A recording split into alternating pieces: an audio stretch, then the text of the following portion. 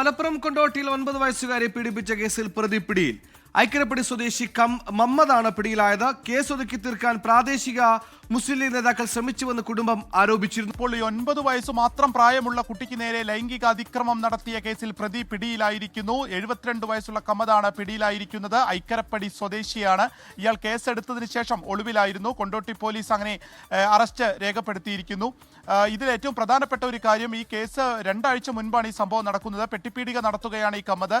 ഈ കടയിലേക്ക് സാധനങ്ങൾ വാങ്ങാനെത്തിയ കുട്ടിയെ മിഠായി തരാമെന്ന് പ്രലോഭിപ്പിച്ച് കടയിൽ വെച്ച് 2 തവണ പീഡിപ്പിച്ചു എന്നുള്ളതാണ്. പിന്നീട് ശാരീരിക അസ്വാസ്ഥ്യം കാണിച്ചതിനെ തുടർന്ന് ഡോക്ടർമാരെ കാണിക്കുകയും അവിടെ നിന്നാണ് ഈ ഒരു പീഡന വിവരം പുറത്തറിയുന്നത്. അതിനുശേഷം അവിടുത്തെ ഒരു മെമ്പർ ഉൾപ്പെടെയുള്ളവർ വീട്ടിലേക്ക് എത്തുകയും ലീഗിന്റെ പ്രാദേശിക നേതാക്കൾ പണം നൽകിയടക്കം ഈ കേസ് ഒത്തുതീർപ്പാക്കാൻ ശ്രമിച്ചു എന്നുള്ള ഒരു പരാതിയാണ് കുടുംബം ഉന്നയിക്കുന്നത്.